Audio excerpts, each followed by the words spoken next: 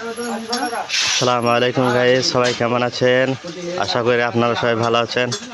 আলহামদুলিল্লাহ আমিও অনেক ভালো আছি আল্লাহর রহমতে।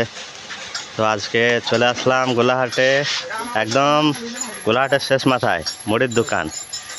এইখানে নতুন এই দোকানটা করা হয়েছে, এখানে মুড়ি ভাজা হয়। এখানে যদি কেউ মুড়ি ভাজতে যান তো চলে আসবেন, এখানকার মুড়ি খুব টেস্ট হয়। এখানে ভালো, অন্য জায়গায় অন্য মেশিনে মানে এতটা ভালো হয় না মুড়িটা। তো এখানে যারাই ভেজে নিয়ে গেছে একবার, তারা আবার নেক্সট টাইম আসে। তো আপনারাও আসবেন, ঠিক আছে? এখানে প্রতি কেজিতে 10 টাকা করে নেওয়া হয়। যশোরের পাশে যে গোলাহাট গ্রাম আছে, ওই গোলাহাটের একদম রাস্তাতে সোজা চলে আসবেন, একদম শেষ মাথায়। তো বইয়ের ভালোবাসা পেতে হলে আপনারা এই মুড়ি ভেজে নিয়ে যাবেন।